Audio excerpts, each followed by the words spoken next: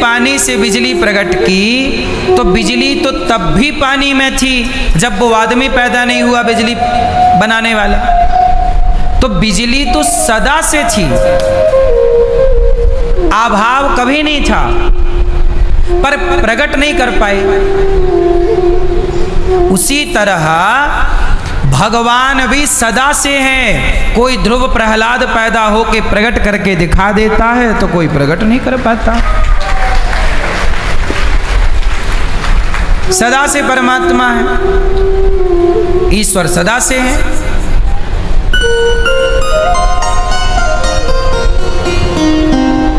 भगवान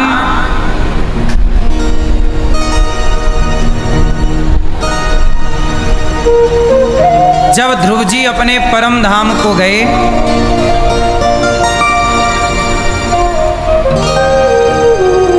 जिसे ध्रुवलोक कहते हैं, भगवत धाम चले गए। कोई आत्मा कहते हैं ना जन्म लेती है और ना मरती है। तो एक बात बताओ, बिजली जन्म लेती है कि मरती है? बिजली का जन्म है कि मृत्यु है? बोलो। ना तो बिजली का जन्म है और ना तो बिजली की, जब चाहो प्रकट कर लो तो जन्म कह दो, जब चाहो तो वो सिस्टम तबाह कर दो तो मृत्यु कह दो। आप अपने हिसाब से जन्म मृत्यु कह सकते हैं, बट बिजली का ना जन्म होता और ना वो सदा से व्याप्त है, वो कभी ना मिटेगी। जब पृथ्वी में प्रलय होगा तब भी तो पानी पानी होगा, तो उस प्रलय के पानी में भी तो बिजली होगी, पर कोई प्रकट करने वाला होगा नहीं। तो है पर प्रकट नहीं हो पा रही है। जब प्रलय होगा तो पृथ्वी काय में डूबेगी? बोलो, पानी में। तो पानी में डूबेगी तो पानी तो तब भी रहेगा ना जब प्रलय होगा। जब कोई नहीं रहेगा तब भी पानी रहेगा। इसलिए ना भगवान नारायण पानी पे लेटे हैं, क्षीर सागर पे, दूध के सागर में तो कभी जल के सागर में, शेष सैया पर भगवान लेटे हैं सागर पे। भगवान का नाम है नारायण। नार कहते हैं पानी को, नारायण जो नार में शयन करें, नार मतलब जल में शयन करने से उनका नाम पड़ा नारायण। जब पृथ्वी डूब जाएगी तब भी पानी रहेगा, तो पानी सदा रहेगा। इसलिए भगवान उसमें रहते हैं जो सदा रहेगा, इसलिए पानी में लेटे हैं भगवान। इसलिए शालिग्राम भगवान कहाँ मिलते हैं? पानी में, गंडकी नदी में, क्योंकि भगवान का निवास स्थान ही जल है। बात समझ में आ रही है? तो जैसे बिजली कहीं आती नहीं, कहीं जाती नहीं, जन्म लेती नहीं, बिजली मरती नहीं, उसी तरह आत्मा भी उस बिजली की तरह है जो ईश्वर के जहां पानी होगा वहां बिजली होगी। अब कोई प्रकट ना कर पाए। उसी तरह जब तक भगवान है तब तक आत्माएं हैं, क्योंकि ये सारी आत्मा उस परमात्मा से प्रकट हो रही है। अब परमात्मा ना होए तो आत्मा ना होए, भाई जल ही नहीं है तो बिजली नहीं है। जब तक जल है तब तक बिजली है, जब तक परमात्मा है तब तक आत्मा है, और परमात्मा अविनाशी है तो फिर आत्मा भी। इसलिए ना आत्मा का जन्म होता ना तो आत्मा। समझ में आई? इसलिए आत्मा को गीता में कहा गया है, नैनम छिंदन्ति शस्त्राणि नैनम दहति पावकः वासांसि जीर्णानि यथा विहाय। ये आत्मा अजन्मा है, अमर है, आत्मा कभी मरती नहीं, ऐसा आपने सुना भी होगा। तो ये इसी सिद्धांत पर बात की जाती है। इसका मूल आधार यही है कि आत्मा इसलिए नहीं मरती क्योंकि ईश्वर का अंश है, और जब ईश्वर ही नहीं मरेगा तो आत्मा क्या मरेगी? पानी नहीं मरेगा तो बिजली क्या मरेगी? बिजली को मारने के लिए पानी को मारना पड़ेगा। बोलो हाँ।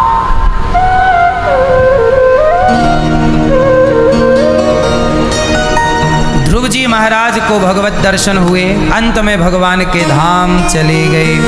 इन्हीं के वंश में हुए भगवान पृथु, जिन्होंने पृथ्वी का दोहन किया और 10,000 कान भगवान से मांगे। प्राचीन बरही को नारद जी ने पुरंजनोपाख्यान की चर्चा सुनाई। अब यहाँ एक छोटी सी कथा में भागवत जी में सुखदेव जी राजा परीक्षित को ये बताना चाहते हैं कि जीव हत्या पाप है। कौन सी हत्या पाप है? अच्छा ये बताओ, हिरण को मारना पाप है कि पुण्य? शेर को मारना पाप है कि पुण्य? पाप है। तो फिर आप लोग सवाल करते हो कि यदि जीव हत्या पाप है तो फिर राम जी हिरण का शिकार करने क्यों गए? फिर दशरथ जी हिरण का शिकार करने क्यों गए? उसी हिरण के चक्कर में तो श्रवण कुमार को बाण लग गया था, दशरथ जी का शब्द भेदी बाण। अब आप लोग ये सवाल बार बार करते हैं कि गुरुजी जब जीव हत्या करना पाप है तो फिर राम जी ने शिकार क्यों किया? दशरथ जी ने शिकार क्यों किया? क्यों मारा? भाई गलत है। तो सुनो, इसका बहुत, देखो मैं हर उत्तर आपको वैज्ञानिक कसौटी पर दूं, इसका भी उत्तर मैं आपको वैज्ञानिक पहलू से देता हूं। आप लोगों ने पढ़ाई की होगी, जो डॉक्टर बनता है तो डॉक्टर बनने वाले स्टूडेंट को चूहे पर एक्सपेरिमेंट करना पड़ता है या नहीं? जो डॉक्टर बनने चला है वो सबसे पहला इंजेक्शन आदमी को लगाएगा कि बंदर को लगाएगा कि चूहे को लगाएगा? बंदर में, चूहे में डॉक्टर लोग सबसे पहले क्या करते हैं? एक्सपेरिमेंट करते हैं। बोलो हाँ। कोई भी सर्जरी होगी, डॉक्टर को यदि सर्जरी सिखाई जा रही है, बच्चे को यदि सर्जरी सिखाई जा रही है तो वो डायरेक्ट आदमी पे ना सिखाई जाएगी कि चल ओटी में चल तू पहले ऑपरेशन कर। सीधा उसे ओटी नहीं ले जाया जाएगा। क्यों? ओटी बोलते हैं कि ओडी? ओटी ऑपरेशन थिएटर है ना। आप लोग सब जानते हैं, हम तो कुछ जानते भी नहीं हैं।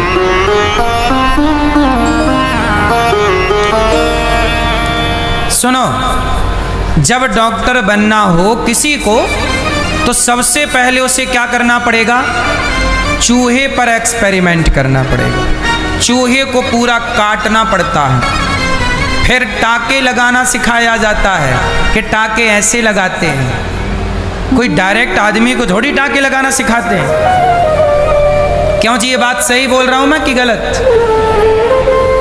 हाँ, अब ये बताओ कि चूहे मारना पाप है कि पुण्य? उत्तर जोर से भाई। जीव हत्या पाप है तो चूहा मारना भी पाप है, परंतु डॉक्टर चूहा मारे एक्सपेरिमेंट के लिए तो वो उसे पाप ना लगेगा। उसे पाप क्यों ना लगेगा?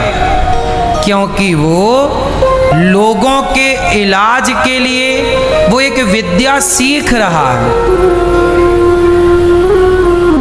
वो पढ़ाई का हिस्सा है। वो किसका हिस्सा बन गया?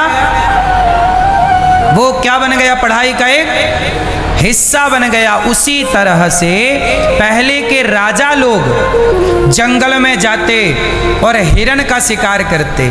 क्यों? उस हिरण का, जो हिरण उद्दंड है, उद्दंड मतलब कुछ जानवर होते हैं जो अन्य जानवरों को परेशान करते हैं, तो हिरण सबसे तेज भागता है। तो राजा हिरण का जब शिकार करता था तब राजा पर प्रजा विश्वास करती थी कि हाँ, हमारा राजा श्रेष्ठ योद्धा है, इस योद्धा की शरण में हम प्रजाजन रहेंगे तो हमारा राजा दुश्मनों से हमारी रक्षा कर पाएगा।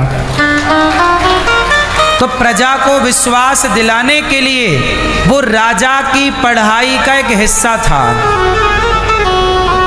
पहले के जमाने में जितने राजकुमार होते थे, जो राजा बनने की दौड़ में थे, क्या बनेंगे ये? जो राजा बनता था उसे शेर का शिकार करना पड़ता था। जाओ शेर मार के लाओ, इससे पता चल जाएगा कि अब देखो पहले के ज़माने में क्या था। आपने छावा मूवी देखी होगी, तो छावा को क्या किया कि शेर के पिंजरे में डाल दिया था। और ये सत्य था, पहले लोग शेर पालते थे और अपने दुश्मन को शेर के सामने फेंक देते थे। शेर, अब इससे क्या होगा, आपको शेर से लड़ना पड़ेगा। ये एक शिक्षा है, ये एक चैप्टर था, पढ़ाई थी, शेर को कैसे पराजित किया जाए। ऐसे ही थोड़ी कह पहले राजा कोई डरपोक राजा बन जाएगा तो प्रजा कैसे विश्वास करेगी डरपोक राजा पे। तो राजा को शेर से लड़ना पड़ता था, आर या पार, या शेर तुम्हें खाएगा या तुम शेर को मार के साबित करो कि तुम प्रजा को बचा सकते हो संकट में। पहले तो ये पढ़ाई थी ना साहब, हिरण को मारना, निशाना देखना। अब जैसे अर्जुन से गुरु द्रोणाचार्य ने कहा कि चिड़िया की आंख पर निशाना लगाओ। अब जब चिड़िया की आंख पर निशाना लगाया होगा और बाण छोड़ा होगा तो वो चिड़िया बची तो ना होगी, बोलो कि बची होगी? जिस चिड़िया की आंख पर अर्जुन ने निशाना लगाया और जब बाण छोड़ा होगा तो वो चिड़िया बची तो ना होगी, मर गई होगी। तो अब आप कहो जी चिड़िया को मारना पाप है। हाँ, चिड़िया को मारना पाप है, हम मारें आप मारो तो पाप है। अब मैं चूहे मारने लग जाऊं, अब मैं जाऊं और एक बंदर मार डालूं तो मुझे कानूनी कार्यवाही के तहत जेल जाना पड़ सकता। मैंने बंदर क्यों मारे? ये सरकारी संपदा है। आप मोर नहीं मार सकते, मारोगे जेल जाओगे। आप बंदर मार दो तो जानबूझ के आपके गाड़ी के नीचे धोखे से कोई आ जाए वो अलग विषय है। लेकिन डॉक्टर लोग तो एक्सपेरिमेंट के दौरान कितने बंदर मर जाते हैं, कितने चूहे मर जाते हैं, बोलो हाँ कि ना? बोलो हाँ। उसी तरह गुरु द्रोणाचार्य अर्जुन को सिखा रहे तीरंदाजी। वो शिक्षा का एक अंग है कि चिड़िया की आंख पे निशाना लगा और चिड़िया जब गिरी तो उसकी आंख पर तीर घुसा तो सिद्ध हो गया कि अर्जुन श्रेष्ठ धनुर्धर है। ये उस टाइम की पढ़ाई है, सारी चिड़ियों को नहीं। ये नहीं कि अब चिड़िया मारती रहना, सारे शेरों को मारती रहना, सारे हिरणों को मारती रहना, कभी कभी कभी कभी तो ये सिद्ध करना पड़ता। इससे क्या होता, जैसे अभी हमारा युद्ध हुआ पाकिस्तान से, तो पाकिस्तान पर जब हम भारी पड़ गए तो भारत के लोगों का अपनी सेना पर विश्वास घटा कि बढ़ा? बोलो भाई, जब युद्ध होंगे तब ना आपको पता लगेगा कि कौन कितना ताकतवर है। यदि हमारी सेना कमजोर पड़ जाती तो हमारे भारत के लोगों का सेना पर से विश्वास कम हो जाता। इसलिए सेना को आपने देखा होगा कि 12 महीने सेना अभ्यास करती रहती युद्ध का। हर देश की सेना क्या करती रहती है? ऐसे ही जैसे आज की सेना हर दिन अभ्यास करती रहती, ऐसे उस जमाने के राजा और राजकुमार सदा युद्ध के लिए अभ्यास करते रहा करते थे कि पता नहीं कब किससे युद्ध करना पड़ जाए। इसलिए वो हिरण का, समय समय पर शेर का, चिड़िया की आंख पर, ताकि दुनिया को बता सकें कि भाई ये डराने के लिए भी था कि देखो हम इतने श्रेष्ठ योद्धा हैं, हमसे पंगा। हाँ, समय समय पर ना अब देश क्या करते हैं, अपनी ताकत दुनिया को दिखाते रहते हैं। परमाणु बनाया तो फोड़ दिया, भाई हमने भी तो परमाणु बनाया था भारत ने, तो परमाणु का सफल परीक्षण किया तब ना दुनिया को पता लगा कि हमारे पास परमाणु है। फोड़ना तो पड़ेगा साहब। और सुनो, जब परमाणु का सफल परीक्षण हुआ तो उस परमाणु में कोई ना कोई तो मरा होगा। चिड़िया ही सही मरी होगी, कुत्ता ही सही मरा होगा, बोलो हाँ। आप परमाणु का ट्रायल करेंगे और सोचें कि कोई मरे ना, संभव है? बोलो। समुद्र में करेंगे तो मछलियां मर जाएंगी, समुद्र में करेंगे तो कोई तो मरेगा, क्योंकि यही प्रकृति है, आप इससे बच नहीं सकते। राम को भी हिरण का शिकार करना पड़ता है, तब ना रावण की नाभि में जाके बाण लगा। राम ने रावण को कहां बाण मारा? क्योंकि उसकी नाभि में क्या था? अमृत था। यदि अमृत नाभि ना फोड़ते, अमृत ना उसका सुखाते अग्नि बाण से, तो वो मरता ही नहीं। मार तो रहे थे, वो जिंदा हो जाता था, क्योंकि उसकी नाभि में अमृत था, अमृत कुंड था।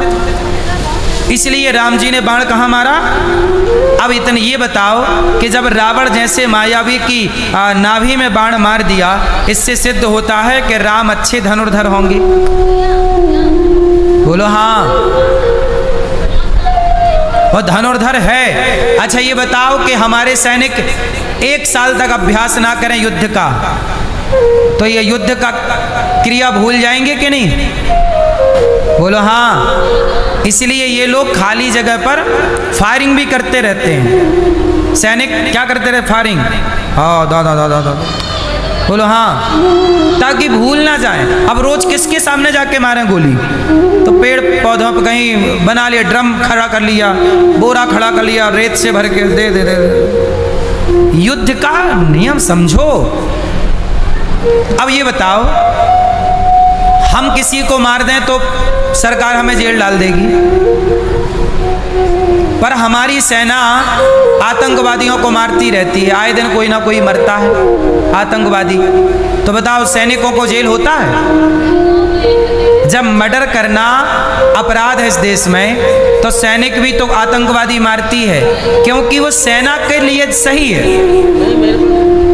कुछ चीज हमारे लिए सही नहीं है, पर सेना के लिए, सुनो, एक सा नहीं हो सकता ना सबके लिए। आम अब देखो, मुझे मिलता है 50 रुपया का साबुन, पर सैनिकों को मिलता है 30 रुपया का साबुन। बोलो हाँ। कैंटीन ना उनकी अलग होती है, सैनिकों की उनको सस्ता मिलता है। बोलो हाँ कि ना? अब आप कहो जी सरकार तो क्या कर रही है, देखो सैनिकों को सस्ता दे रही है, हमें महंगा दे रही है। क्या करें, ये व्यवस्था है, भेद करना पड़ेगा। आजकल लोग कहते हैं भेदभाव नहीं होना चाहिए। भाई ठीक है, भेदभाव नहीं होना चाहिए, हम भी मानते नहीं होना चाहिए, तो फिर मिटा दो भेद। फिर प्रधानमंत्री में और सरपंच में भेद क्यों होता है? मिटाओ फिर आप भेद। क्यों भैया, प्रधानमंत्री में और विधायक में भेद है या नहीं? विधायक आएगा तो आके चला जाएगा, पता ना लगेगा, पर प्रधानमंत्री आएंगे तो हल्ला हो जाएगा। उनकी सेना अलग है, उनकी सिक्योरिटी अलग है, उनका प्रोटोकॉल अलग है। क्यों? क्यों मेरी माँ? आप कहते हो भेद मिटाओ, तो बताओ भेद मिट सकता है? आप मिटा के बताओ। प्रधानमंत्री और सरपंच भेद है या नहीं? ये प्रकृति की व्यवस्था चलेगी ही ऐसे। अब लोग क्या कहते हैं? ब्राह्मण, क्षत्रिय, वैश्य और शूद्र। कितने हैं? 4 हैं। ब्राह्मण क्या है? एक व्यवस्था है। क्षत्रिय क्या है? एक व्यवस्था है। वैश्य क्या है? एक व्यवस्था है। अब लोग कहते हैं ब्राह्मण, क्षत्रिय, वैश्य, शूद्र में भेद नहीं होना चाहिए। भाई जब भेद प्रधानमंत्री और सरपंच में है, तो ये भेदभाव के लिए नहीं था, ये भेद व्यवस्था बनाने के लिए है। क्योंकि व्यवस्था बनाना है तो भेद करना पड़ेगा।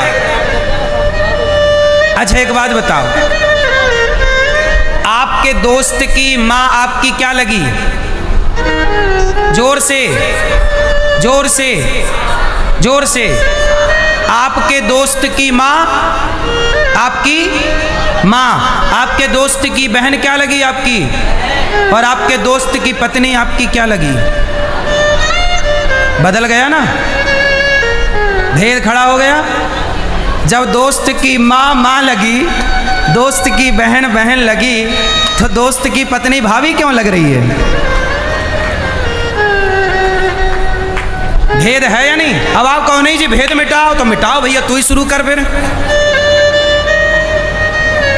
क्या बिना भेद के सृष्टि चलेगी।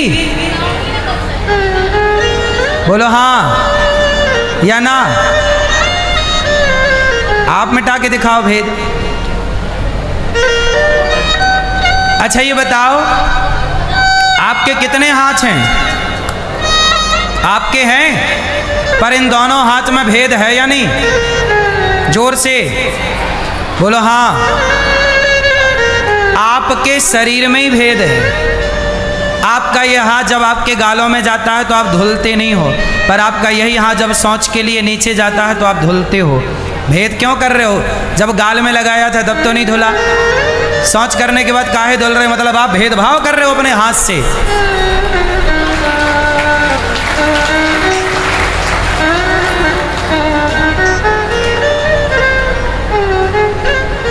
बोलो भेद है या नहीं। और ये भेद एक व्यवस्था है। बोलो हाँ। इसलिए कुछ मूर्ख हमारे देश में रहते हैं जो कहते हैं कि हम ब्राह्मण क्षत्रिय वैश्य शूद्र की वर्ण व्यवस्था नहीं मानते। अरे ये व्यवस्था है, ये कोई छुआछूत के लिए ब्राह्मण क्षत्रिय वैश्य शूद्र नहीं होता। ये एक व्यवस्था, जैसे दाहिना हाथ और बायां हाथ एक व्यवस्था है, उसी तरह व्यवस्था है। ये ब्राह्मण किसी का नाम नहीं है, ब्राह्मण एक व्यवस्था है, क्षत्रिय एक व्यवस्था है, वैश्य एक व्यवस्था है, शूद्र एक व्यवस्था। इसलिए हमें ये सब मानना चाहिए। क्यों मानना चाहिए। क्योंकि यदि हम नहीं मानेंगे तो व्यवस्था क्या होगी। आज हमारे देश में यही तो हुआ, अव्यवस्था फैल गई। अब देखिए क्या हुआ, आज की न्यूज में आपको सुनाऊं। हमारे देश में छिंगुर बाबा हैं। कौन बाबा। छिंगुर बाबा। वो छिंगुर बाबा क्या कर, देखो बने क्या है बाबा, मतलब है मुसलमान। छिंगुर पीर है, एक मुसलमान है, पर क्या बन गए बाबा। किसका नाम ले लिया, हिंदुओं के साधुओं का, ताकि बदनाम कौन हो, सनातन धर्म। और सनातन धर्म का छिंगुर बाबा सनातन धर्म का अवलंब आश्रय लेकर के क्या करता, लड़कियां सप्लाई करता, धर्मांतरण करता। ब्राह्मण की लड़की होगी तो 15 लाख देगा। और सोचो बाबा इतना पैसे वाला, उसको विदेशी फंड मिलता कि ब्राह्मण की लड़की का धर्म परिवर्तन करके वो हिंदू का मुसलमान बनाएगा, तो 15 लाख रुपया देता था। क्षत्रिय की लड़की के वो 13 लाख देता था, वैश्य की लड़की के इतना और फलानी लड़की का इतना, सबके उसने बांट रखे थे। और कितनी 20-25 लड़कियां फंस गईं। बोलो हाँ या ना। अब बताइए, इसलिए हमारे यहाँ कहते हैं कि ब्राह्मण का काम ब्राह्मण ही करेगा। यदि ब्राह्मण का काम मुसलमान भी करने लगा तो पूरी अव्यवस्था फैल जाएगी। न्यूज वालों ने पकड़ा 15-20 ऐसे साधु पकड़े जो मुसलमान थे, जो गांव-गांव भीख मांगते, भिक्षा साधु बन के वो तुम्हें ज्ञान देते। बाद में पता चला कोई उसमें से ये मुसलमान था, कोई ये मुसलमान था, कोई ये।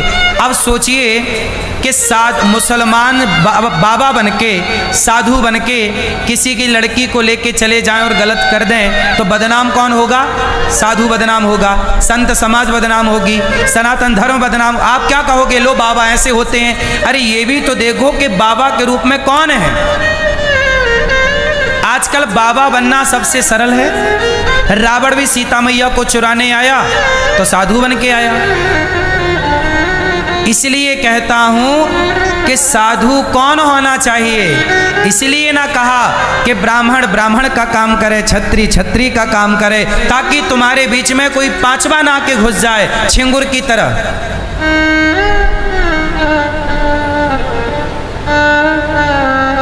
बोलो हाँ, वरना ये लोग क्या करेंगे, कालनेमी बन करके सनातन को। आज देखो आप लोगों की श्रद्धा साधु संतों पर है। अब हम आपकी सेवा कर रहे हैं, आपको कथा सुना रहे हैं, और कोई दूसरा साधु आए और वो साधु, अब देखो इतना बड़ा कारोबार फैला रखा छिंगुर बाबा ने। अब वो जब लड़कियां सप्लाई कर रहा है तो बदनाम, यदि वो उसका पता ना लगता कि मुसलमान है तो बदनाम कौन होता। अरे बाबा ऐसा करते हैं। फिर अपने देश में कुछ लोग बैठे हैं ठेकेदार, जो बाबाओं को दिन रात गाली देने लग जाते हैं, सनातन धर्म को गालियां देने लग जाते हैं। तो कर कोई रहा है और सजा सनातन को मिलेगी। फिर लोग कहेंगे कि सनातन धर्म के साधु संत ऐसे हैं। इसलिए कहता हूं कि कोई भी साधु ना बने हमारे यहाँ। इसलिए आपको एक बात बता दूं, आज तक मैंने ये बात नहीं बताई पर आज बताता हूं इस चक्कर में कि देखो छिंगुर जैसे लोगों को साधु बनने का कोई अधिकार नहीं है सनातन में। इसलिए हमारे यहाँ कहते हैं कि जो सन्यासी होता है ना, सन्यास लेने की इजाजत केवल ब्राह्मण को है और कोई नहीं ले सकता। यदि कोई और लेगा तो वो सन्यास की मर्यादा का उल्लंघन करेगा, उसका पालन बड़ा कठिन है, सब नहीं कर सकते। आप लोगों ने आजकल क्या किया, तू भी बन जा, तू भी बन जा, तू भी कर ले, तू भी नहीं। साहब सारे काम सब करेंगे तो व्यवस्था बनेगी नहीं, बिगड़ेगी। हिंदुओं का काम हिंदू करेगा, मुसलमान का। अब मैं पीर पैगंबर बन जाऊं तो बताओ मेरे से कुछ नहीं आता, पीर पैगंबर बन के करूंगा क्या। इसलिए यदि हिंदू मुसलमान बन जाए तो भी व्यवस्था बिगड़ेगी, और मुसलमान हिंदू बन जाए तो भी व्यवस्था। इसलिए आपने देखा होगा मुसलमान कन्वर्जेशन कराता है, ईसाई कन्वर्जेशन कराता है, पर हिंदू कभी किसी से नहीं कहता कि तुम छोड़ दो अपना धर्म, हिंदू बन जाओ। हम किसी को कन्वर्जेशन नहीं कर, हम कहते हैं जो थे वापसी आ जाओ। तुम हिंदू थे तो हिंदू, हम किसी मुसलमान को हिंदू क्यों बनाएं, हमें ज़रूरत नहीं। हमारे हिंदू कम है, हम क्यों एक बीमारी मोल ले लें।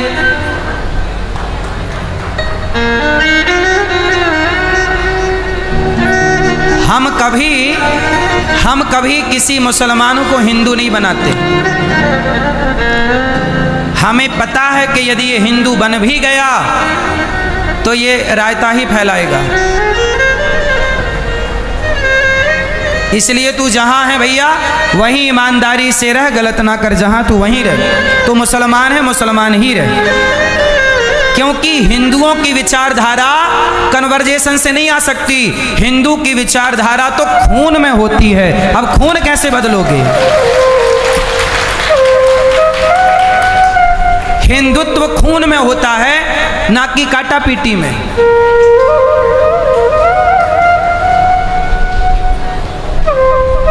हाँ या ना। इसलिए अब हिंदू कहां से लाओगे। हिंदू तो कोई हिंदू माता और हिंदू पिता के संयोग से जो संतान पैदा होती है उसे हिंदू कहते हैं। गधे को शेर का चोला पहना दोगे तो गधा शेर ना हो जाएगा। शेर बनाए नहीं जाते, शेर तो बने बनाए पैदा होते हैं। शेर बनाए नहीं जाते, शेर तो बने बनाए पैदा होते हैं। मैं इस बात से बड़ा आश्चर्य हूं कि पता नहीं ईसाई लोग क्यों ईसाई बनाते, क्योंकि तुम्हारी ईसाई अभी कम है जो और बनाने पे लगे हो। यदि तुम्हें इतनी चिंता है, सोचो ईसाई बनाए जाते हैं, मुसलमान बनाए जाते हैं, एक हिंदू है जो भगवान के घर से बना बनाया पैदा होता है।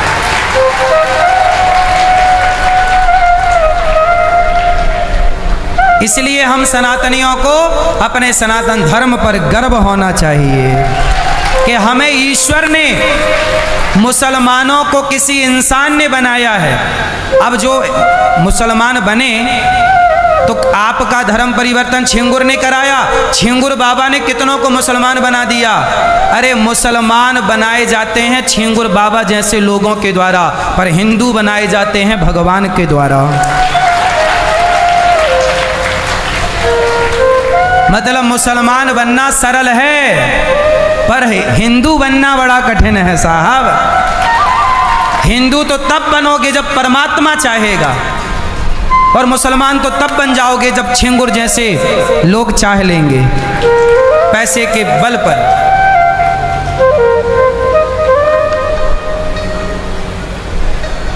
इसलिए सनातन की बराबरी कोई नहीं कर सकता, लेकिन ऐसे छिंगुर बाबा जैसे लोगों से सावधान रहने की जरूरत है। मैया किसी को भी साधु ना मान लेना, वरना सीता मैया ने गलत को साधु माना तो अपहरण हो गया। तुम भी किसी को भी साधु ना मान लेना।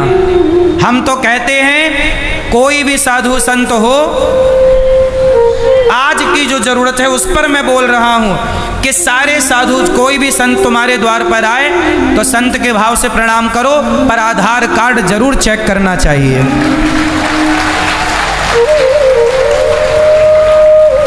सनातन धर्म के बारे में थोड़ा उससे जानकारी निकालो, तू क्या जानता है। क्योंकि हमारे यहाँ साधु लोग सब समझदार होते हैं, पढ़े लिखे होते हैं, वेद पुराणों को जानते। जो गायत्री ना जाने, जो हनुमान चालीसा ना जाने, वो काय बात का साधु है। तो हमारे यहाँ के साधुओं को तो पढ़ाया जाता है, परंपरागत होते हैं, उन्हें रामचरितमानस का पाठ याद होगा। ऐसे कोई भी साधु, कोई भी सेना नहीं हो सकता, कोई भी सैनिक नहीं हो सकता ना साहब। अब मैं टोपी लगा के चला जाऊं तो मैं थोड़ी सैनिक बन जाऊंगा। सैनिक बनने की एक अपनी वहां की विधि है, वहां का अपना सिस्टम है। कोई भी थोड़ी ऐसे ही साधु संत कोई भी नहीं बन जाता। साधु संत बनने के लिए आजकल क्या हो रहा है, कोई भी साधु बनने को तैयार है। घर पे हुई खटपट, चल बाबा के मठ पर चल। ले, पत्नी ने 4 बातें क्या सुनाई, बाबा जी बन गए। बेटे ने 4 लाख जमाया, बाबा जी बन गए। बाबा जी के चेला बन जाओ, साधु की शरण में रहो, साधु के बताए रास्ते पर चलो, तुम्हारा कल्याण हो जाएगा। साधु भी बनो तो एक पूरा प्रोसेस फॉलो करो। इससे क्या होगा, सनातन। अच्छा ये बताओ, भारत के साधु संत ही सनातन धर्म को नहीं जानेंगे तो इससे सनातन धर्म कमजोर होगा कि मजबूत होगा। अब छिंगुर बाबा जैसे लोग यदि सनातन की बात करेंगे तो ये सनातन बाबा जी बन के घर में घुसेंगे और बाद में तुम्हें धर्मांतरण करा देंगे, मुसलमान बना देंगे हिंदू से। बोलो हाँ। अब ये कितने आज मैंने समाचार में, न्यूज में देखा कि 15-20 बाबा खड़े थे, कालनेमी नाम दिया गया उनको, कि ये लोग ना साधु बन के, गले पे माला है और बड़े भगवा कपड़ा पहने, दाढ़ी बाल बड़े बड़े, और ये सब कह रहे हैं कि साधु हैं। और बाद में पता चला कि कोई उस्मान है, कोई असीम है, कोई अब्दुल है।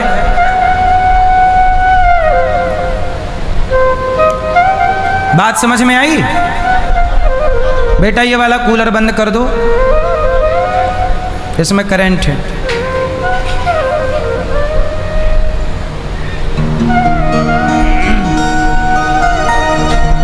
बात समझ में आ रही है कि नहीं? अब सोचिए कि वो छिंगुर बाबा जिसके घर गया होगा तो वो उस घर की बेटियों को किस नजर से देखा होगा। अब सोचिए आप, उस घर की लड़कियों को वो कैसे देखा होगा। इसी नजर से ना, किसको कितने की खरीद लूं, मौका मिलते इसे सप्लाई कर दूं, बेच देता। सोचिए। इसलिए श्रद्धा होना जरूरी है। पर ये देख लो कि जो जहाँ आपकी श्रद्धा है वो कौन, पहले ये तो पता लगा लो कि वो हिंदू है कि कोई मुसलमान है। 5-7 साल पहले एक और न्यूज मैंने देखी थी कि कोई एक मुसलमान थे, वो गुरु बन गए थे, उनका नाम था गुरु जी, और वो सबकी जन्म कुंडली देखा करते थे और जन्म कुंडली के आधार पर वो महामृत्युंजय का जाप करवाते थे। सोचिए, एक मुसलमान जो पानी पी पी के सनातन को गालियां दें, वो महामृत्युंजय का जाप कराएं, उससे आएगा महामृत्युंजय? और वो कुंडली देख रहे थे। धर्म की, रावण भी सीता मैया को चुराने आया तो धर्म की आड़ लेकर आया। इसलिए साहब, धर्म को धर्म बनाओ, धर्म को धर्म ही रहने दो, धर्म की आड़ पर सनातन को कहीं नुकसान ना हो जाए, इसका भी ख्याल हम सनातनियों को रखना है। इसका ख्याल किसको रखना है? हम सनातनियों को रखना है। और ये छिंगुर जैसे एक नहीं है, अभी ना जाने और कितने छिंगुर छिपे होंगे समाज में, जिनको अभी ओपन करना बाकी है। एक पकड़ा गया है, बाकी तो ना जाने कितने हैं। हाँ या ना? इसलिए कोई भी हो, एक बार आधार कार्ड चेक कर लेने में बुराई नहीं है। सनातन कोई एक दिन से नहीं हो सकता सनातनी। आजकल आप लोग ना किसी को भी कुछ भी आप मान लेते हो, किसी पर भी नहीं लट्टू हो जाया करो मेरी माँ, वरना आपकी बहन बेटियां कल को खतरे में गईं तो बाद में ना कहना कि हमें किसी ने आगाह नहीं किया, सचेत नहीं किया।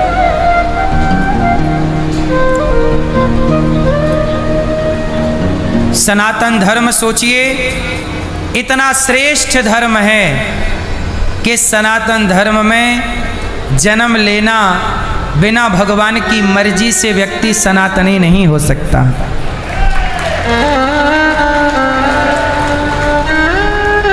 कहते हैं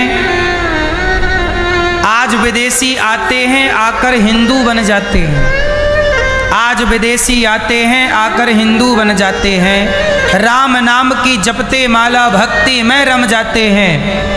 धरा ये जिस पर घूम रही हम उसी केंद्र के बिंदु हैं, गर्व से कहो हम हिंदू हैं, हम हिंदू हैं, हम हिंदू हैं।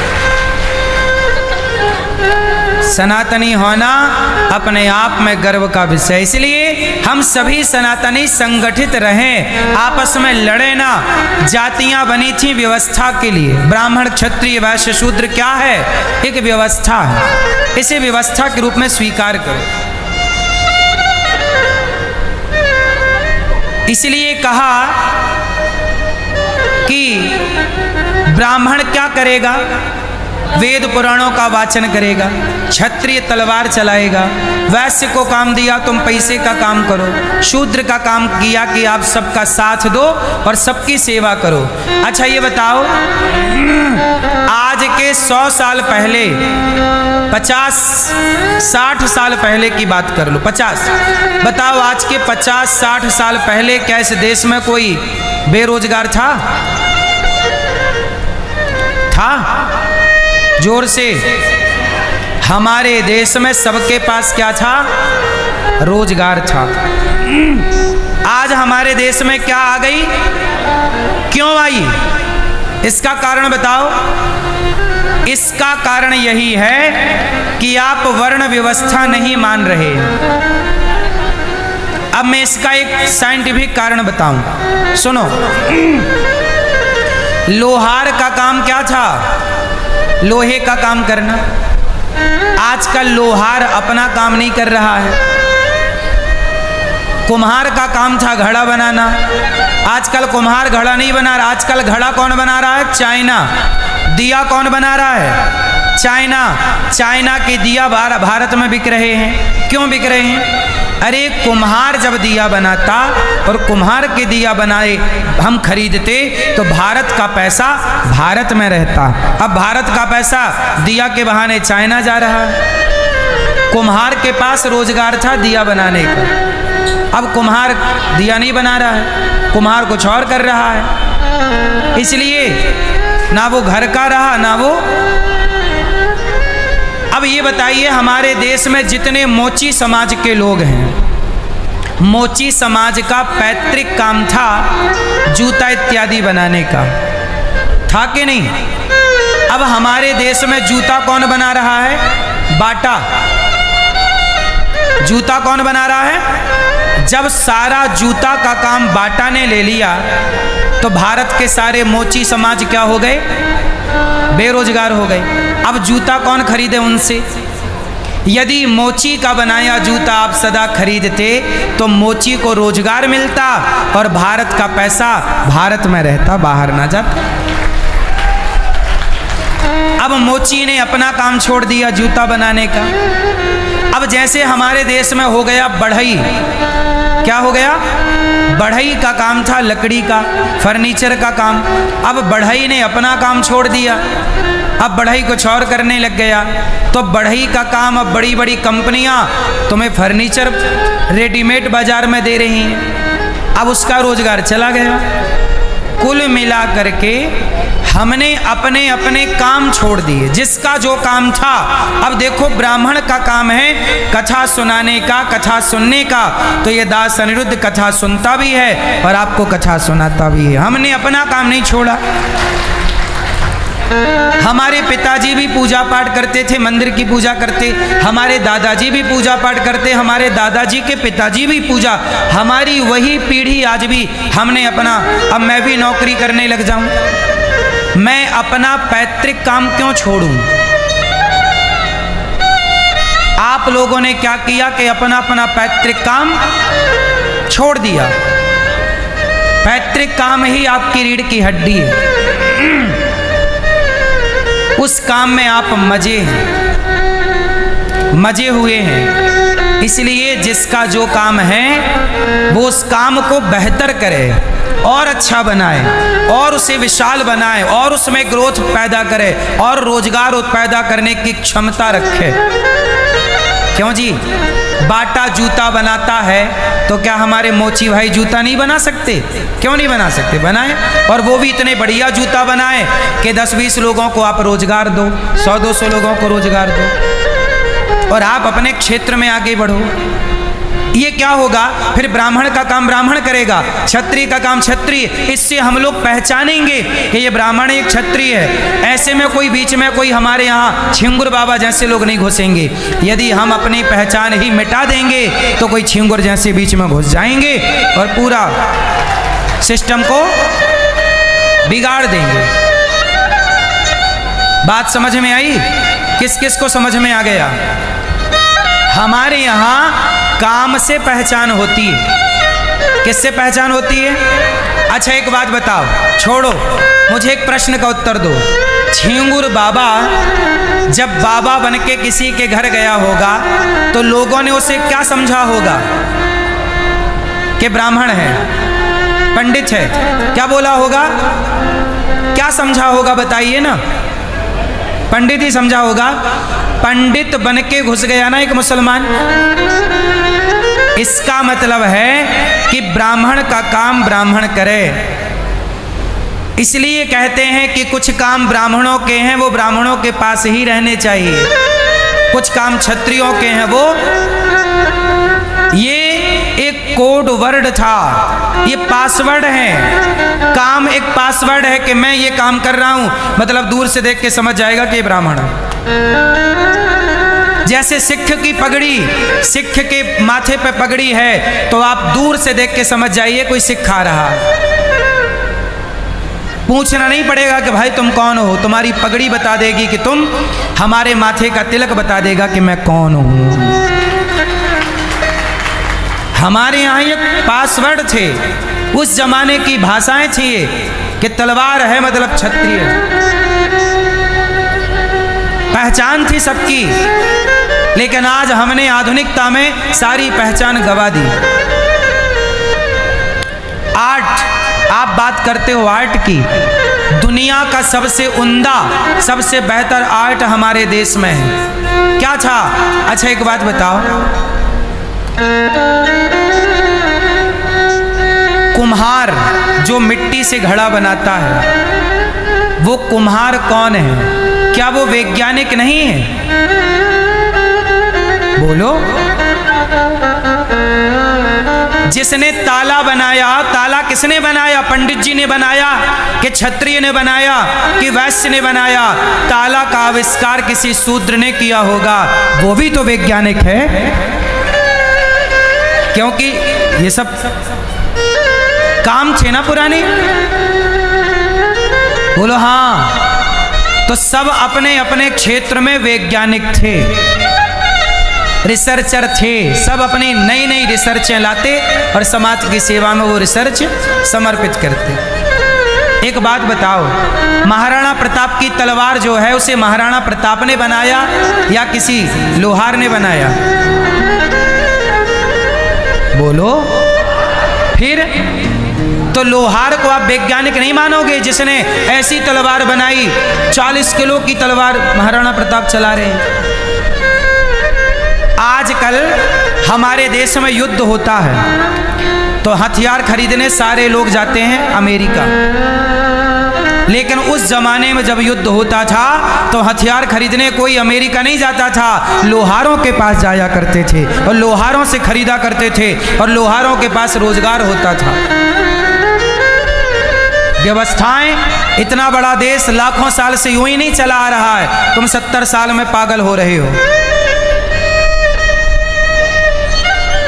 लाखों साल से ये देश, ये संस्कृति चली आ रही है और तुम 70 साल में सब तहस नहस किए जा रहे हो और अपने आप को बड़ा होशियार समझते हो। 70 साल में तुमसे व्यवस्था ना सुधर रही, जबकि हमारे ऋषि मुनियों ने लाखों साल से इस देश को संचालित किया है। बोलो हाँ कि ना? ये भारत कितना पुराना है? 70 साल पुराना है कि करोड़ों साल पुराना? फिर कुछ लोग कहते हैं कि ये देश संविधान से चलता है। ठीक कह रहे हो आप, संविधान से चलता है, पर ये बताइए 1950 में संविधान लागू हुआ तो क्या उसके 1950 के पहले ये देश नहीं चल रहा था? जब अंग्रेज नहीं आए थे तब ये देश नहीं चल रहा था? जब मुगल नहीं आए थे तब ये देश नहीं चल रहा था? जब से संविधान लागू हुआ तब से चल रहा है। संविधान लागू हुआ तब से कश्मीर से हिंदू खदेड़े गए, हाँ या ना? जब संविधान नहीं था इस देश में तब बलात्कार कोई करता था, रावण ने सीता को चुराया, सर्वनाश किया। दुर्योधन ने द्रौपदी के कपड़े उतारने की कोशिश की, सर्वनाश किया। पहले दंड ऐसा होता था, सर्वनाश किया जाता था। आज जब से संविधान आया तब से बलात्कार करने वालों के साथ बलात्कार करने वाले लोग आज भी ना उन्हें फांसी हुई ना उन्हें मृत्यु दंड मिला, कोई सजा नहीं, आज भी सुरक्षित है। हमारे भारत में राज्य है बंगाल, वहाँ एक डॉक्टर लड़की के साथ बलात्कार हुआ था कुछ साल पहले, भूल गए आप सब लोग। उसकी आंखें फोड़ दी थी बलात्कारी ने, आज तक उसको फांसी हुई हो तो बताओ? यहाँ आज जब से कानून लागू हुआ तब से यहाँ बलात्कारियों को फांसी नहीं होती, और पहले बलात्कारियों को भगवान कृष्ण के जमाने में दुर्योधन जैसे बलात्कारियों का सर्वनाश हो जाता था। ये दंड था, तब भी ये देश चल रहा था। बोलो हाँ। राम के जमाने में रावण जैसे लोग, तब राम के जमाने में कोई नारी 12 बजे रात को बाहर है, कोई छेड़ नहीं सकता था, जरा देख लेता तो उसका सर्वनाश कर देते थे राम जी। रावण जैसों की लंका जला दी कि नहीं? फिर ये न्याय है, ऐसे न्याय होना चाहिए।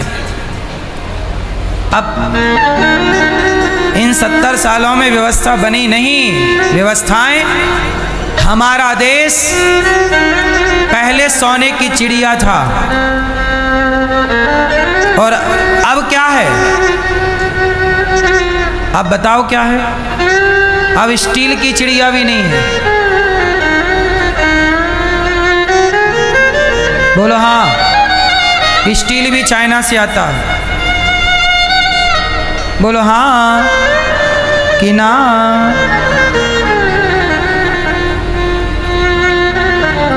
और सुनाऊं भारत की कथा कि भगवान की सुनाऊं? वैसे भारत और भगवान दो नहीं है, भारत की कथा ही भगवान की कथा है।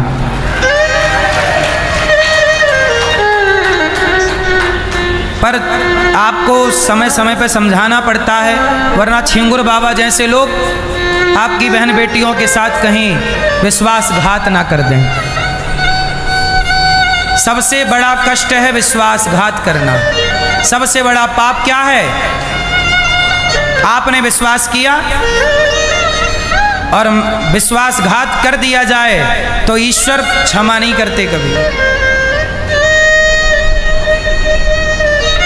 मनु जी महाराज के एक बेटा हुए उत्तानपाद, जिनके यहाँ ध्रुव जी हुए और भगवान की कृपा से उनका कल्याण हुआ। मनु जी महाराज के दूसरे बेटा हुए प्रियव्रत। प्रियव्रत जी का विवाह विश्वकर्मा की पुत्री वर्हिष्मति से हुआ, जिनके पुत्र हुए आग्नेत्र। इन्हीं के वंश में भगवान ऋषभदेव जी हुए और इन्हीं के वंश में भगवान ऋषभदेव जी ने अपने पुत्रों को ज्ञान दिया, जिनके यहाँ भरत जी हुए। नायम देहो देह भाजाम नृलोके कष्टान कामान न रहते विडभुजाम ये तपो दिव्यम पुत्र का येन सत्वम शुद्ध्यै दस्मात् ब्रह्म सौख्यम त्वनंतम। नायम देहो देह भाजाम नृलोके कष्टान कामान न रहते विडभुजाम ये। भाई भक्तों, भरत जी नाम के एक राजा थे। भागवत जी में एक कथा है। उन्होंने सब छोड़ दिया और गंडकी नदी के तट पर गए, पर मरते समय उनका मन एक मृग में लग जाने से उनकी गति बिगड़ गई। इसलिए कहता हूँ, मरते समय भगवान में चित्त लगाना। भरत जी जैसे ज्ञानी को मृग बन के आना पड़ा। तीसरा जन्म मनुष्य का हुआ। राजा रहुगण को उपदेश किया और दोनों भगवत धाम गए। 28 प्रकार के नरकों का वर्णन भागवत जी में है। एक अजामिल नाम के पापी की कथा है। कोई कितना भी बड़ा पापी हो, यदि वो भगवान का नाम जपता है तो उद्धार जरूर होगा। अच्छा ये बताओ, अजामिल के बेटे का नाम क्या था? क्या नाम था? नारायण। अजामिल के मरते समय बेटे का नाम निकला मुंह से, नारायण। अजामिल के बेटे का नाम नारायण जब मुंह से बोला, मरते समय जब यमदूत आए पकड़ के ले जाने लगे तो अजामिल डर के चिल्लाया, बेटा नारायण। बेटे ने नहीं सुना, भगवान ने सुन लिया। एक नाम निकल जाने से पापी अजामिल का उद्धार हो गया।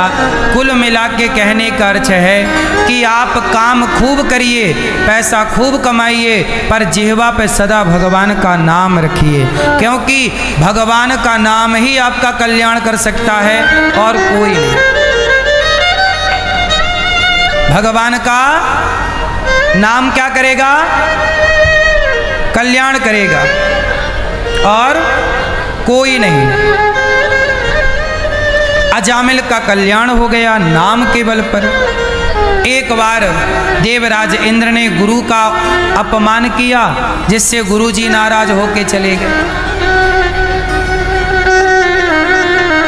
अब सोचो, झिंगुर बाबा ने कितने लोगों को गुरु मंत्र भी दिया होगा। अब कौन सा मंत्र दिया होगा ये तो झिंगुर बाबा जाने और चेले जाने। इसलिए ना कहते कि पानी पियो छान के गुरु बनाओ। इसलिए हमारे यहाँ परंपराएं हैं, लेकिन आप में से कुछ लोग परंपराओं को फॉलो नहीं करते। अच्छा, एक दूसरी बात मैं आपको और बताऊं। आप लोग आज के जमाने में अपनी बेटी के विवाह को लेकर या बेटे के विवाह को लेकर चिंतित हैं या नहीं, कि पता नहीं लड़की कैसी मिल जाए, लड़का कैसा मिल जाए। बेटी का जीवन खराब ना हो जाए, बेटे का जीवन खराब ना हो जाए, ये चिंताएं हैं ना। आज का जब समाज देखते हैं कि लड़कियां अपने पति को निपटा देती हैं, ड्रम ब्रम में पैक करके भाग जाती हैं, तो आपको भी डर लगता कहीं मेरा बेटा भी पैक ना हो जाए ड्रम में। आज के ज़माने में लड़कियां उनको मार के उनके पति लोग कुकर में पका देते हैं, उनके प्रेमी। तो डर तो लगता ही है ना कि भाई हमारी बेटी या हमारे बेटे के साथ कुछ गलत ना हो जाए। अच्छा ये बताओ, ये गलत कब से होने लग गया, ये संभावनाएं कब से? एक बात बताओ, मैंने एक सर्वे किया, मैंने अपना एक सर्वे किया, आप भी कर लेना फिर सहमत होना। चलो बताओ, तलाक के केस शहर में ज़्यादा हैं कि गांव में? आप ऐसा करिए, शहर की जनसंख्या टोटल करिए, माना कि शहर की आप 10 लाख संख्या लीजिए, किसी शहर में आप मानो 50 लाख लोग रहते, किसी बड़े शहर में 50 लाख लोगों में कितना तलाक दर है, और वही 50,000 लोग आप गांव के इकट्ठे कर लो, 100, 200, 500, 1000 गांव मिलाओ, और 1000 गांव, 2000 गांव मिलाओ, और सब गांव मिला के 50 लाख जनसंख्या करो, तो गांव में तलाक ज़्यादा निकल के आएंगे कि शहर में? जोर से, शहर में। अच्छा, पति पत्नी में शादी के बाद जो ये रिश्ते टूटने की संभावना है, मन मुटाव की संभावनाएं हैं, ये शहरों में ज़्यादा हैं कि गांव में? शादी के बाद धोखा मिलना, ये गांव में ज़्यादा है कि शहर में? मैंने सर्वे किया मेरे अपने गांव में, मेरे दोस्त के गांव में, मैंने अगल बगल के 10-20 गांव में फ़ोन लगा के पूछा, पता करवाया, तो हमारे क्षेत्र में किसी गांव में एक भी तलाक के केस आज भी नहीं है, एक भी। और हमारे यहाँ जो शादियाँ होती हैं वो आज भी शादियाँ सफल ही होती हैं। हमारे गांव में आज तक ऐसी कोई शादी नहीं है कि जो असफल हुई हो, कि शादी के बाद पत्नी भाग गई हो या पति ने ना रखा हो, ऐसा कोई नहीं, एक केस नहीं। क्यों? क्योंकि गांव के लोग आज भी शादी विवाह करने के पहले खूब आज भी पड़ताल करते हैं। आज भी गांव के लोग लड़की लड़के का विवाह वहां करते हैं जहां लड़की लड़के को एक दूसरे को वो पहले से जानते हैं। गलतियां शहर के लोग कर रहे हैं, पढ़े लिखे हैं, पता नहीं कैसे पढ़े लिखे हैं, मुझे समझ नहीं आ रहा। शादी विवाह कहाँ करना चाहिए मैया? पहले के लोग कहाँ करते थे? कोई जान परिचित की हो, कोई बताता था कि भैया उस गांव में लड़की रहती है, मैं उसे जानता हूँ, मैं गारंटी लेता हूँ कि वो मेरी रिश्तेदार है या सगी है, या मैं उसका आचरण मैं जानता हूँ। पहले ना एक गारंटर होता था, आज के गारंटर की तरह नहीं, आपका मित्र ही, आपका गांव के लोग बचपन से। क्या है, हमारे जैसे आपकी रिश्तेदारी 10-20 गांव में है, तो आपका आना जाना 20 गांव में है। जरा समझो, आपका आना जाना कितने गांव में है? 20 गांव में, क्योंकि 20 गांव में आपकी रिश्तेदारी। तो उस 20 गांव में कोई ना कोई लड़की तो आपको दिखी होगी, कोई ना कोई लड़का दिखा होगा। जब बार बार जाते हैं तो आपको बार बार वो लड़की मिलती होगी, बार बार उस पर नज़र पड़ती होगी, तो आप उसका आचरण व्यवहार समझते होंगे कि ये बार बार मिलती है, इस लड़की का या इस लड़के का आचरण अच्छा है, तो क्या मैं अपने, मेरी भतीजी है, मेरी भांजी है, मेरा बेटा है, मेरी बेटी है, क्या मैं संबंध, तो यहाँ से संबंध की शुरुआत हो जाती। और वो रिश्ता कभी धोखा नहीं देता था। आजकल आप लोग इतने पढ़ लिख गए कि शादी.com में लड़कियां ढूंढ रहे हैं। कहाँ लड़कियां सर्च कर रहे हैं? शादी.com। अब शादी.com में तो कैसी मिलेंगी? अब ये पत्नी आ रही है कि आतंकवादी आ रही है, कौन जाने। आपने कभी उसको जाना नहीं, समझा नहीं, वो कैसी है, किसके थ्रू आ रही है, क्या विचार लेके आ रही है, किस विचारधारा की है, क्या खाती है, क्या पीती है, कब जागती है, कब सोती है, भाई सब ना देखा जाएगा। लंबा रिश्ता चलाना है तो रिश्तों को मजाक ना समझिए, रिश्तों में गंभीरता लाइए। पहले के, अच्छा एक बात बताओ, पहले के लोग अपनी लड़कियों का, अपने लड़कों का ब्याह जल्दी कर देते थे, 14 साल में, 15 साल में, 16 साल में। बताओ आप लोग, वो लोग सही थे कि गलत थे? जोर से, बूढ़े ना बोलो, बच्चों को बोलने दो। बेटा बताओ, पहले जल्दी शादी कर देते थे, वो लोग सही थे गलत थे? जोर से, क्यों? आप बताओ, आपसे पूछ रहे हैं। पहले के लोग लड़कियों का ब्याह जल्दी कर दे, लड़का भी छोटा ही था, 16 साल का लड़का है तो 15 साल 14 साल की लड़की है। बताओ सही थे पुराने लोग कि गलत थे? जोर से, हैं? गलत थे? सही थे? हाँ, आज के लड़का लड़की कहते हैं, कुछ, सब नहीं, कुछ लड़के कहते हैं पहले के लोग गलत थे, और वो आज के लड़का लड़की अपने को कहते हैं कि हम लोग सही है, हम लोग शादी करते हैं 25 साल में, 30 साल में। आज के लड़का लड़की शादी करते हैं 25-30 साल में। ठीक है, करो, पर एक बात बताओ मुझे, एक रेशो निकाल के देना, मुझे कैलकुलेशन निकाल के देना, बताना आज जितनी लड़कियां शादी करती हैं या लड़के शादी करते हैं, तो बताइए कितने % उस लड़की या उस लड़के में वो लोग चरित्रवान हैं? शादी के पहले आज की लड़कियां कहाँ रह लेती हैं, लड़के कहाँ रह लेते हैं? लिव इन में। अब लिव इन में रह चुके हो तो तुम तो शुद्ध हो कि अशुद्ध हो? अब तुम पतिव्रता नारी कैसे बनोगी? जिस हमारे देश में क्या बोला, पतिव्रता नारी। पतिव्रता नारी वो होगी जो पति के सिवा जिसे पराये पुरुष ने कभी स्पर्श भी ना किया हो। अब तुम्हें यदि स्पर्श किसी ने कर लिया तो तुम पतिव्रता कैसे कहलाओगी? बोलो हाँ।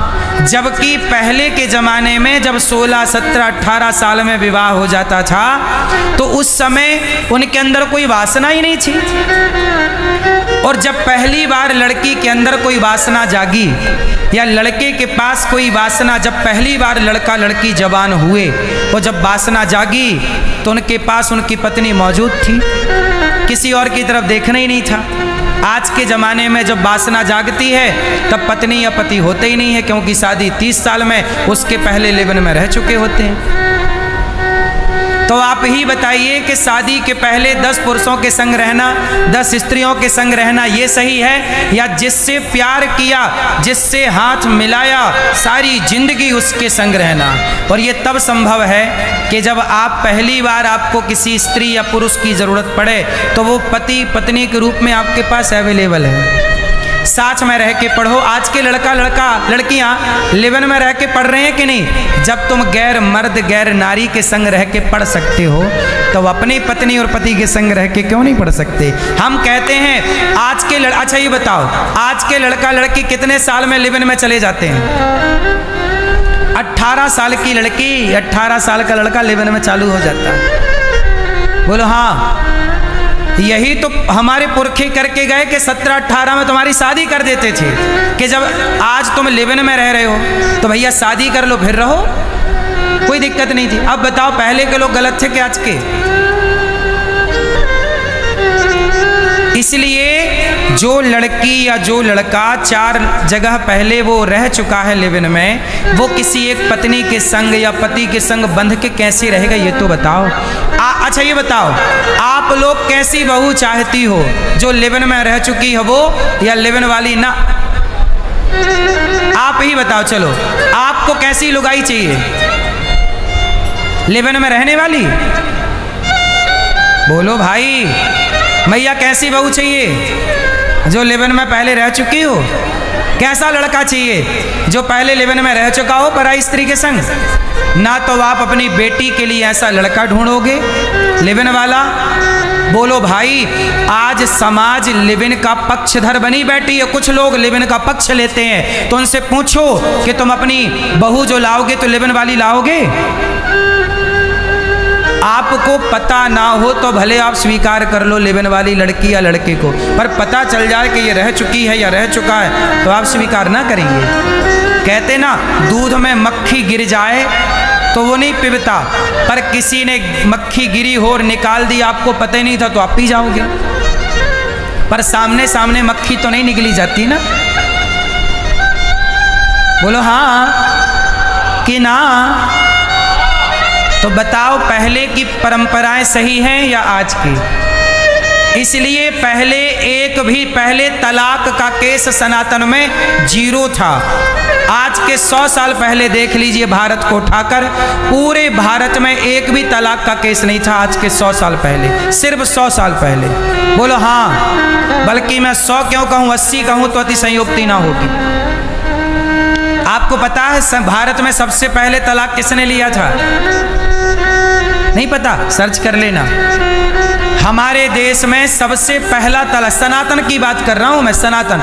मुसलमानों के यहाँ तो तलाक तलाक तलाक पहले से था, हम सनातनियों की बात कर रहे हैं। हमारे सनातन में सबसे पहला तलाक किसने लिया?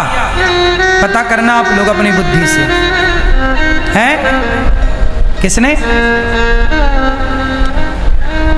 राबड़ी ने। राबड़ी जी तो अभी भी लालू जी के साथ रहती हैं।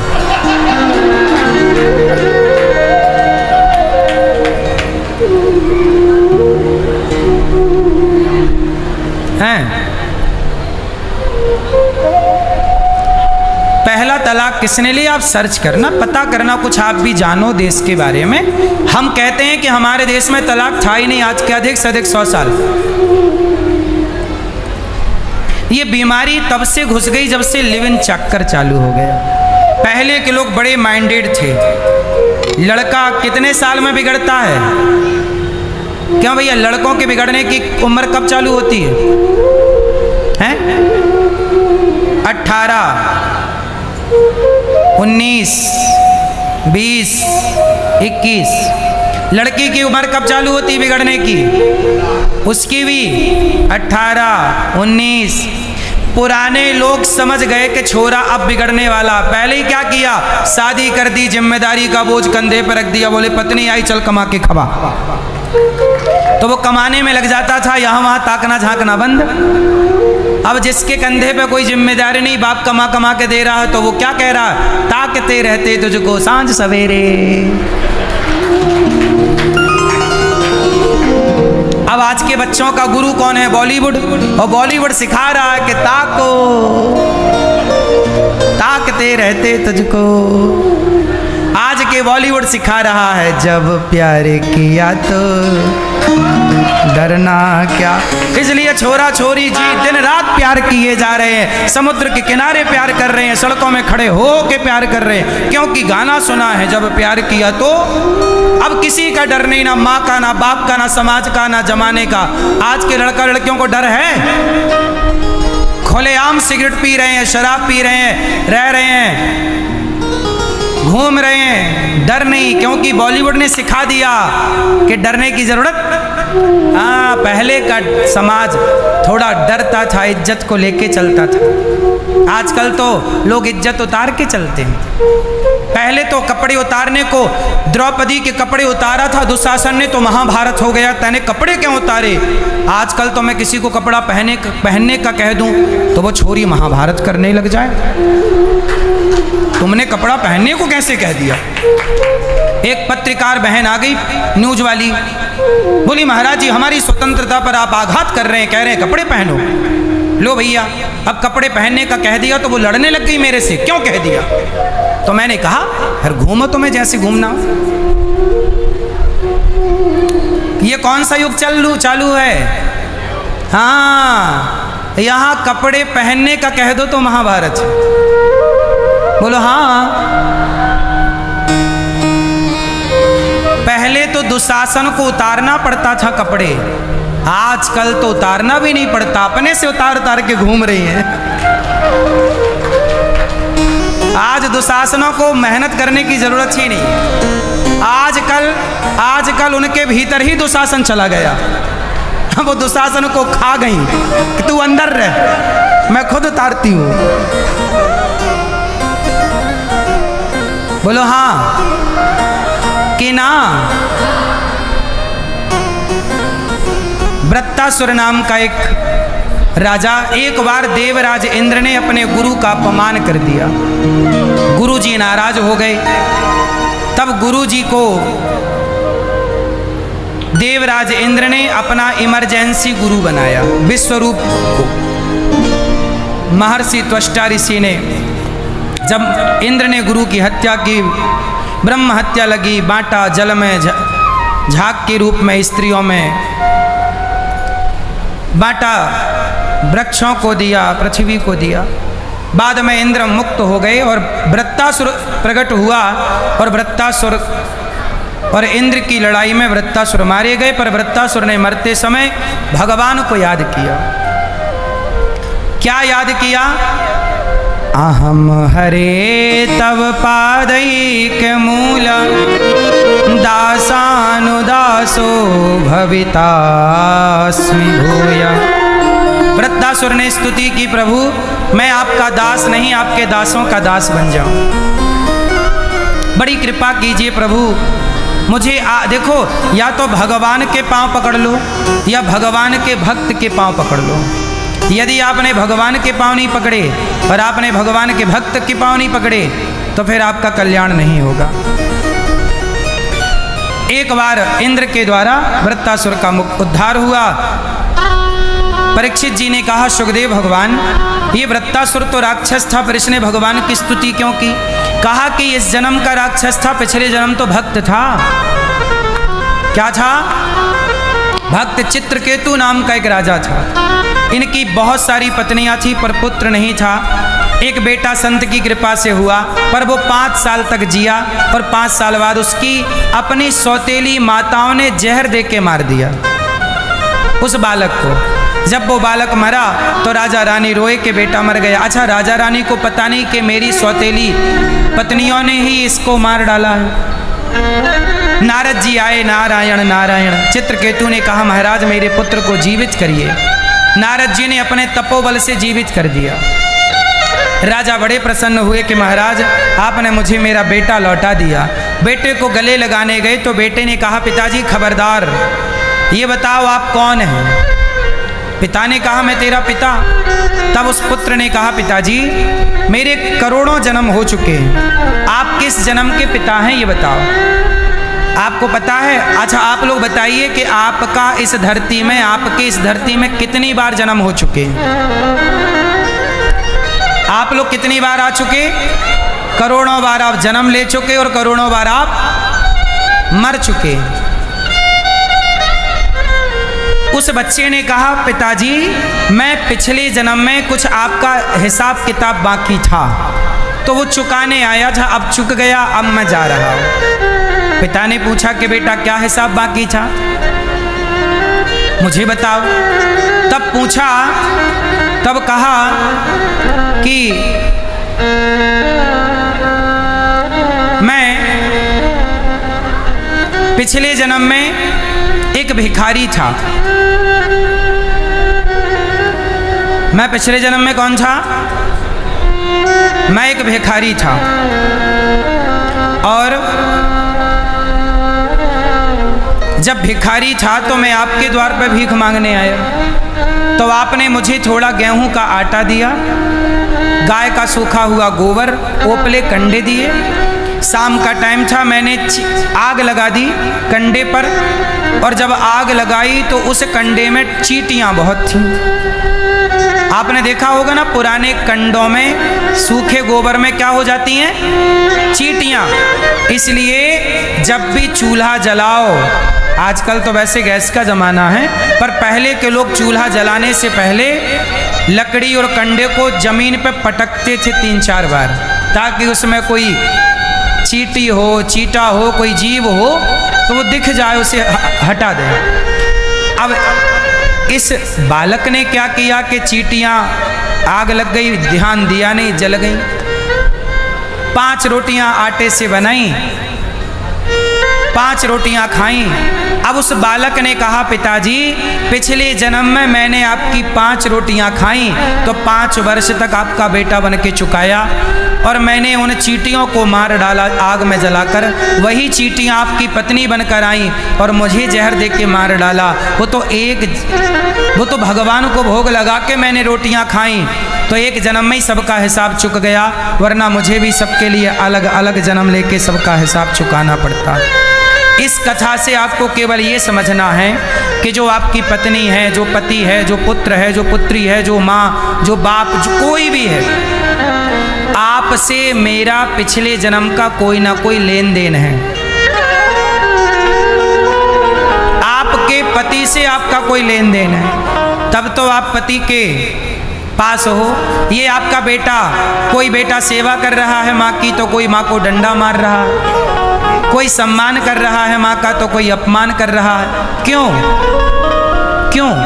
कहते हैं ना कि ये बेटा पिछले जन्म के कर्मों के हिसाब से मिला है। पत्नी, पति, बेटा, बेटी, ये सब कैसे मिलते हैं? आपने अच्छे कर्म किए तो परिवार अच्छा है, बुरे कर्म किए तो बेटा बुरा है। इसलिए बेटा को संस्कार दो, संगति अच्छी रखो,